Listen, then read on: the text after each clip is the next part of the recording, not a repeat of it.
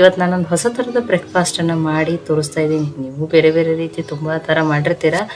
ಎಲ್ಲ ಥರ ತಿಂದು ಬೋರ್ ಆಗಿತ್ತಂದ್ರೆ ಈ ಹೊಸ ಬ್ರೇಕ್ಫಾಸ್ಟನ್ನು ನೀವು ಖಂಡಿತನೂ ಟ್ರೈ ಮಾಡ್ಬೋದು. ಮತ್ತು ನೀವು ತುಂಬಾ ಇಷ್ಟಪಡ್ತೀರಾ. ಇದು ಮಕ್ಕಳು ಅಷ್ಟೇ ಅಲ್ಲ, ದೊಡ್ಡೋರು ಕೂಡ ಇಷ್ಟಪಟ್ಟು ತಿಂತಾರೆ. ಇದನ್ನು ನೀವು ಒಮ್ಮೆ ಮಾಡಿಕೊಂಡ್ರೆ ಖಂಡಿತ ಪದೇ ಪದೇ ಮಾಡ್ಕೊಂಡು ತಿಂತೀರಾ. ಮನೆಯಲ್ಲಿರುವ ಬೇಸಿಕ್ ಇಂಗ್ರೀಡಿಯೆಂಟ್ಸ್ಗಳನ್ನ ಬಳಸಿನೇ ನಾನು ನಿಮಗೆ ತುಂಬ ಟೇಸ್ಟಿ ಮತ್ತು ಈಸಿಯಾಗಿ ಮಾಡಿ ತೋರಿಸ್ತಾ ಇದ್ದೀನಿ. ನನ್ನ ರೀತಿಯಲ್ಲಿ ಒಮ್ಮೆ ಖಂಡಿತನೂ ಟ್ರೈ ಮಾಡಿ ನೋಡಿರಿ. ಇಲ್ಲಿ ಒಂದು ಪಾತ್ರೆಗೆ ನಾನು ಒಂದು ಅರ್ಧ ಬಟ್ಲಾಗಷ್ಟು ಕ್ಲೀನ್ ಮಾಡಿ ಇಟ್ಕೊಂಡಿರೋಂಥ ದಪ್ಪ ಅವಲಕ್ಕಿಯನ್ನು ತೊಗೊಂಡಿದ್ದೀನಿ. ಅರ್ಧ ಬಟ್ಲ ಅಷ್ಟನ್ನೇ ತೊಗೋರಿ. ನೀವು ದಪ್ಪ ಅವಲಕ್ಕಿ ಇಲ್ಲಾಂದ್ರೆ ತೆಳು ಅವಲಕ್ಕಿಯನ್ನಾದ್ರೂ ತೊಗೋಬೋದು. ಇಲ್ಲಿ ನಾನು 2 ದೊಡ್ಡ ಸೈಜ್ದು ಈರುಳ್ಳಿಯನ್ನೇ ಉದ್ದುದಾಗಿ ತೆಳುವಾಗಿ ಕಟ್ ಮಾಡ್ಕೊಂಡು ತೊಗೊಂಡಿದ್ದೀನಿ. ನೀವು ಬೇಡ ಅಂದ್ರೆ ಸಣ್ಣದಾಗಿನೂ ಕಟ್ ಮಾಡಿ ತೊಗೋಬೋದು. ರುಚಿಗೆ ತಕ್ಕಷ್ಟು ಉಪ್ಪು. ಇಲ್ಲಿ ನಾನು 1 ಸ್ಪೂನ್ ಆಗಷ್ಟು ಪಾವ್ ಭಾಜಿ ಮಸಾಲಾನ ಹಾಕ್ತಾ ಇದ್ದೀನಿ. ನೀವು ಯಾವುದೇ ಬ್ರ್ಯಾಂಡದ ಪಾವ್ ಭಾಜಿ ಮಸಾಲಾನಾದರೂ ಹಾಕ್ಬೋದು. 2 ಹಸಿಮೆಣಸಿನ್ಕಾಯಿನ ಕಟ್ ಮಾಡಿ ಹಾಕ್ತಾ ಇದ್ದೀನಿ. ಖಾರ ನೀವು ನೋಡ್ಕೊಂಡು ಹಾಕೋರಿ. ಮಕ್ಕಳು ತಿಂತಿದ್ರಂದ್ರೆ ಇದನ್ನ ನೀವು ಸ್ಕಿಪ್ನು ಮಾಡಬಹುದು. 2 ಸ್ಪೂನ್ ಆಗಷ್ಟು ನಾನಿಲ್ಲಿ ಕಡಲೆ ಹಿಟ್ಟು ಅಥವಾ ಕಡಲೆಬೇಳೆ ಹಿಟ್ಟನ್ನು ಹುರಿದು ಬಿಟ್ಟು ಹಾಕ್ತಾ ಇದ್ದೀನಿ. ಇದರ ಟೇಸ್ಟ್ ತುಂಬಾನೇ ಚೆನ್ನಾಗಿ ಕೊಡ್ತದ್ರಿ. ತೊಳೆದು ಕಟ್ ಮಾಡಿ ಇಟ್ಕೊಂಡ್ರಂತ ಕೊತ್ತಂಬರಿ ಸೊಪ್ಪು. ಇದು ಇಲ್ಲ ಅಂದ್ರೆ ನೀವು 1 ಸ್ಪೂನ್ ಆಗಷ್ಟು ಕಸೂರಿ ಮೆಂತಿಯನ್ನಾದ್ರೂ ಹಾಕ್ರಿ. ಅದರ ಟೇಸ್ಟನ್ನು ತುಂಬಾನೇ ಚೆನ್ನಾಗಿ ಕೊಡ್ತದ್ರಿ. ಅರ್ಧ ಸ್ಪೂನ್ ಆಗಷ್ಟು ನಾನಿಲ್ಲಿ ಆಮ್ಚೂರ್ ಪೌಡ್ರನ್ನ ಹಾಕ್ತಾ ಇದ್ದೀನಿ. ಆಮ್ಚೂರ್ ಪೌಡ್ರ್ ಇಲ್ಲಾಂದ್ರೆ ನೀವು ಚಾಟ್ ಮಸಾಲ ಹಾಕ್ರಿ. ಅದು ಇಲ್ಲಾಂದ್ರೆ 1 ಸ್ಪೂನ್ ಆಗಷ್ಟು ನಿಂಬೆ ರಸ ಅನ್ನಾದ್ರೂ ಹಾಕ್ಬೋದು. ಅರ್ಧ ಸ್ಪೂನ್ ಆಗಷ್ಟು ರೆಡ್ ಚಿಲ್ಲಿ ಪೌಡ್ರ್. ಅರ್ಧ ಸ್ಪೂನ್ ಆಗಷ್ಟು ಗರಂ ಮಸಾಲ. ಇದನ್ನೀಗ ಮಿಕ್ಸ್ ಮಾಡ್ಕೊಳ್ಳೋಣ. ಇದನ್ನೀಗ ಚೆನ್ನಾಗಿ ಮಿಕ್ಸ್ ಆಗ್ಲಿರಿ. ಇದು ಮಸಾಲೆ ಅದೆಲ್ಲ ಮಿಕ್ಸ್ ಆಗ್ಬೇಕ್ರಿ. ಇಲ್ಲಿ ಉಪ್ಪು ಹಾಕಿರೋದ್ರಿಂದ ಈರುಳ್ಳಿ ಆಮೇಲೆ ನೀರು ಬಿಟ್ಕೊಳ್ತದ್ರಿ. ಅವಾಗ್ಲೇನೆ ಇದು ಅವಲಕ್ಕಿ ಸಾಫ್ಟ್ ಆಗ್ತದೆ. ನಾವೇನಿಲ್ಲಿ ಅವಲಕ್ಕಿಯನ್ನ ನೆನೆಸಿ ಹಾಕಿಲ್ರಿ. ಇದು ಈಗ ಕರೆಕ್ಟಾಗಿ ಮಿಕ್ಸ್ ಆಗಿದ್ರಿ ಮಸಾಲೆ ಎಲ್ಲ ಚೆನ್ನಾಗಿ. ಇದನ್ನ ಒಂದು ಮುಚ್ಚಿ 10 ನಿಮಿಷ ತೆಗೆದಿಡ್ತಾ ಇದ್ದೀನಿ ನಾನು. ಇದು 10 ನಿಮಿಷ ಅನ್ಕೋತಕ್ಕ ಸೈಡಿಗೆ ಇಡ್ತಿದ್ದೀನಿ. ಈಗ ಇನ್ನೊಂದು ಪಾತ್ರೆಗೆ ನಾನು 1 ಬಟ್ಲಾಗಷ್ಟು ಸೋಸ್ ಇಟ್ಕೊಂಡಿರುವಂಥ ಗೋಧಿ ಹಿಟ್ಟನ್ನು ತೊಗೊಂಡಿದ್ದೀನಿ. ನೀವು ಇದನ್ನು ಮೈದಾ ಹಿಟ್ಟಲೇನೂ ಮಾಡ್ಕೋಬೋದು. ಹೆಲ್ದಿ ಅಂದ್ರೆ ಗೋಧಿ ಹಿಟ್ಟನ್ನೇ ನೀವು ತೊಗೋರಿ. ಆಶೀರ್ವಾದ ತೊಗೋಬೋದು ಅಥವಾ ಮಲ್ಟಿಗ್ರೇನ್ ಆಟ. ರುಚಿಗೆ ತಕ್ಕಷ್ಟು ಉಪ್ಪು. ಒಂದು ಅರ್ಧ ಸ್ಪೂನ್ ಆಗಷ್ಟು ಅಜ್ವಾನನ್ನು ಹಾಕ್ತಾ ಇದ್ದೀನಿ. ಇದ್ರ ಫ್ಲೇವರ್ನು ಚೆನ್ನಾಗಿ ಕೊಡ್ತದೆ. ಇಲ್ಲ ನಮ್ಗೆ ಇಷ್ಟ ಇಲ್ಲ ಅಂದರೆ ಇದನ್ನು ಸ್ಕಿಪ್ ಮಾಡ್ಬೋದು. 1 ಚಿಟಿಕೆ ಅರಿಶಿಣ, 1/4 ಟೀ ಸ್ಪೂನ್ ಆಗಷ್ಟು ಹಾಕಿ. 1 ಸ್ಪೂನ್ ಆಗಷ್ಟು ನಾನು ಎಣ್ಣೆ ಹಾಕ್ತಾ ಇದ್ದೀನಿ. ನೀವು ತುಪ್ಪನೂ ಹಾಕ್ಬೋದು. ಇದನ್ನ ಈಗ ಮಿಕ್ಸ್ ಮಾಡೋಣ. ನೋಡಿ ಈಗ ಇದು ನೀಟಾಗಿ ಮಿಕ್ಸ್ ಆಗಿದ್ರಿ. ನಾನು ಸ್ವಲ್ಪ ನೀರನ್ನು ಹಾಕ್ಕೊಂಡು ಹಿಟ್ಟನ್ನು ಕಲಸಿ ರೆಡಿ ಮಾಡ್ಕೋತೀನಿ. ತುಂಬ ಗಟ್ಟಿ ಬೇಡ, ಒಂದು ಸ್ವಲ್ಪ ಸಾಫ್ಟ್ ಆಗಿರೋ ಹಿಟ್ಟನ್ನೇ ಕಲಸಿ ರೆಡಿ ಮಾಡ್ತೀನಿ. ಆದರೆ ಒಮ್ಮೆಲೆ ನೀರು ಹಾಕ್ಬಿಡ್ರಿ. ಸ್ವಲ್ಪ ನೀರನ್ನು ಹಾಕಿ ಹಿಟ್ಟನ್ನು ಕಲಸಿ ರೆಡಿ ಮಾಡ್ಕೋತೀನಿ. ನೋಡಿ ನಾನು ನಿಮಗೆ ತೋರಿಸ್ತಾ ಇದ್ದೀನಿ. ನೋಡಿ ಸಾಫ್ಟ್ ಆದರೆ ಹಿಟ್ಟು ತುಂಬ ಏನು ಗಟ್ಟಿ ಮಾಡಿಲ್ಲ. ಈಗ ಇಷ್ಟ ಇರಲಿರಿ.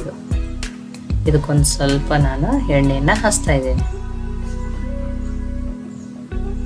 ಎಣ್ಣೆ ಹಚ್ಚಿ ನಾನು ಮುಚ್ಚಿ ಒಂದು 10 ನಿಮಿಷ ತೆಗೆದಿಡ್ತೇನೆ ರೀ. ಹಿಟ್ಟ ಅಂದ್ರೆ ಚಂದಂಗೆ ನೆನಿತದೆ. ನೋಡ್ರಿ ಇದನ್ನು 10 ನಿಮಿಷ ಆಗಿದೆ.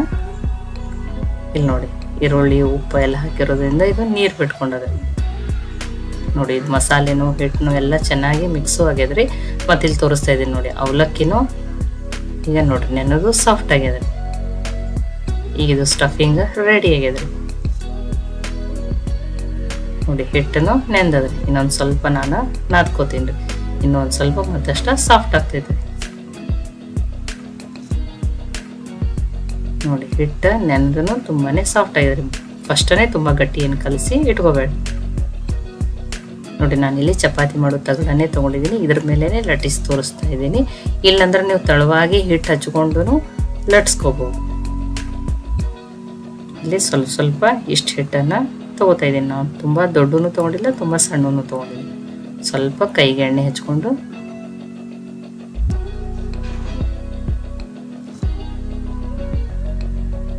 ನೋಡಿ ಇಷ್ಟಿಷ್ಟನ್ನು ತೊಗೊಂಡಿದ್ದೀನಿ. ಎಲ್ಲವನ್ನು ಇದೇ ರೀತಿ ರೆಡಿ ಮಾಡ್ಕೋತೀನಿ. ನೋಡಿ ಎಷ್ಟು ಸಾಕ್ರಿ, ತುಂಬ ದೊಡ್ಡದೇನು ಬೇಡ. ನೋಡಿ ಎಲ್ಲ ರೆಡಿ ಆಗ್ಯಾವ್ರಿ. ಒಂದನ್ನು ಲಟ್ಟಿಸಿ ನಿಮ್ಗೆ ತೋರಿಸ್ತೀನಿ. ಸ್ವಲ್ಪ ನಾನು ಈ ಚಪಾತಿ ಮಾಡೋ ತಗಡಿಗೆ ಎಣ್ಣೆಯನ್ನು ಹಚ್ತಾ ಇದ್ದೀನಿ.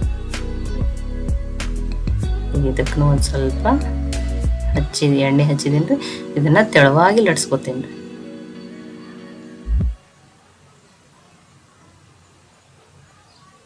ಇಲ್ಲ ಎಣ್ಣೆದು ಬೇಡ ಅಂದ್ರೆ ನೀವು ಹಿಟ್ಟು ಹಚ್ಚೂ ಲಟ್ಸ್ಕೋಬೋದು ನೋಡ್ರಿ. ಈ ರೀತಿ ತಗಡ ಮೇಲೆ ಲಟ್ಟಿಸಿದ್ರೆ ಎಷ್ಟು ಬೇಕಷ್ಟು ತೆಳುನು ನಾವು ಲಟ್ಸ್ಕೋಬೋದು. ನಾನು ಇಲ್ಲಿ ನಿಮ್ಗೆ ತೋರಿಸ್ತಾ ಇದ್ದೀನಿ ನೋಡ್ರಿ, ಚಪಾತಿಯನ್ನು ಎಷ್ಟು ತೆಳುವಾಗಿ ಲಟ್ಸ್ಕೊಂಡಿದ್ದೀನಿ. ಈಗ ಸ್ಟಫಿಂಗನ್ನು ಹಾಕೊಂಡ್ರಿ. ಆ ಎಲೆ ತಕ್ಕಂಗೆ ನೋಡಿ ಸ್ಟಫಿಂಗನ್ನು ಹಾಕೋರಿ. ನಾನು ಇಲ್ಲಿ ಒಂದು 3 ಸ್ಪೂನ್ ಆಗಷ್ಟು ಹಾಕಿದ್ದೀನಿ. ಇದನ್ನೀಗ ಈ ರೀತಿ ಫೋಲ್ಡ್ ಮಾಡೋಣ್ರಿ. ಫಸ್ಟ್ ಇದನ್ನು ಈ ಕಡೆ 2 ಸೈಡ್ ಫೋಲ್ಡ್ ಮಾಡಿ, ನಾನೇನಿಲ್ಲಿ ಯಾವುದೇ ರೀತಿ ನೀರದೇನು ಹಚ್ತಾ ಇಲ್ಲ, ಹಾಗೆಯೇ ಅಂಟ್ತದ್ರಿ ಇದು. ಅಥವಾ ನಿಮಗೆ ಯಾವುದೇ ಬೇರೆ ರೀತಿ ಶೇಪ್ ಬಂದ್ರೂ ಆ ರೀತಿನೂ ಸ್ಟಫಿಂಗ್ ಮಾಡಿಕೊಂಡು ಪ್ಯಾಕ್ ಮಾಡ್ಕೋಬೋದು. ನೋಡಿ ನೀಟಾಗಿ ಪ್ಯಾಕ್ನೂ ಆಗ್ಯದ. ಇದೇ ರೀತಿ ಉಳಿದಿದ್ದನ್ನು ರೆಡಿ ಮಾಡ್ಕೋತೀನಿ. ಒಂದು ಕಡೆಯಲ್ಲಿ ನೀರನ್ನು ಕಾಯ್ಲಿಕ್ಕೆ ಇಟ್ಟಿದ್ದೀನಿ. ನಾನು ಈಗ ಹೋಲ್ಸಿರೋ ಪಾತ್ರೆ ಅಥವಾ ಚಾಣಿಗೆ ನಾನು ಸ್ವಲ್ಪ ಎಣ್ಣೆಯನ್ನು ಹಚ್ಕೋತಾ ಇದ್ದೀನಿ, ಅಂದರೆ ಹಿಟ್ಟು ಅಂಟಲ್ಲ ರೀ. ನೋಡಿ ಈಗ ಗ್ಯಾಸನ್ನು ಹೈ ಫ್ಲೇಮ್ದಲ್ಲಿ ಇಟ್ಟಿದ್ದೀನಿ. ಇವನ್ನೀಗ ಸ್ಟೀಮ್ ಮಾಡೋಣ.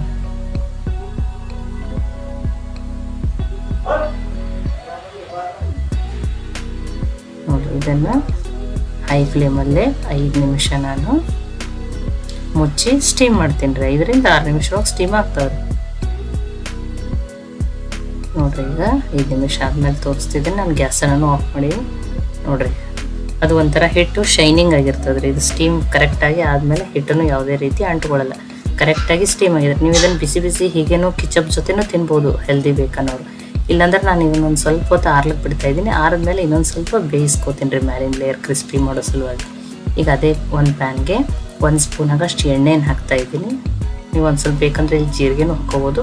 ನಾವೊಂದು ಅರ್ಧ ಸ್ಪೂನ್ ಆಗಷ್ಟು ಬಿಳಿ ಎಳ್ಳನ್ನು ಹಾಕ್ತಾ ಇದ್ದೀನಿ. ಎಳ್ಳಿನ ಟೇಸ್ಟ್ ಚೆನ್ನಾಗಿ ಕೊಡ್ತದೆ ನೋಡಿ. ಅವು ಎಳ್ಳು ಒಂದು ಸ್ವಲ್ಪ ಚಟಪಟ ಆದಮೇಲೆ ಇವನ್ನ ಹಾಕಿ ಬೇಯಿಸ್ಕೊಳ್ಳೋಣ್ರಿ. ಅಂದ್ರೆ ಮ್ಯಾಲಿನ ಲೇಯರ್ ಕ್ರಿಸ್ಪಿ ಆಗೋದ್ರಿಂದನೂ ಟೇಸ್ಟ್ ಚೆನ್ನಾಗಿ ಕೊಡ್ತದೆ ರೀ. ಇಲ್ಲ ನಮ್ಗೆ ಹೆಲ್ದಿನೇ ಬೇಕು, ಎಣ್ಣೆ ಅಂಶ ಬೇಡ ಅಂದ್ರೆ ನೀವು ಹೀಗೇನೋ ಬಿಸಿ ಬಿಸಿನೂ ಕಿಚಪ್ ಜೊತೆ ತಿನ್ನಿರಿ. ಹಾಗೆ ತಿಂದ್ರೂ ಟೇಸ್ಟ್ ಚೆನ್ನಾಗಿರ್ತದೆ ರೀ. ಆನಿಯನ್ ಎಲ್ಲನೂ ಒಳಗಡೆ ಸ್ಟೀಮ್ ಆಗಿ ತುಂಬಾ ಸಾಫ್ಟ್ ಆಗಿರ್ತದೆ ರೀ. ನೋಡಿ ಎರಡು ಕಡೆ ಚೆನ್ನಾಗಿ ಬೇಯಿಸೋಣ್ರಿ.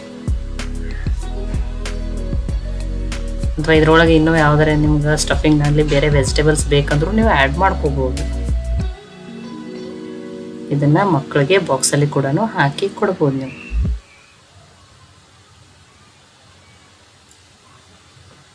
ನೋಡ್ರಿ 2 ಸೈಡಿಗೂ ಚಂದಂಗೆ ಬೇಯ್ದವ್ರಿ.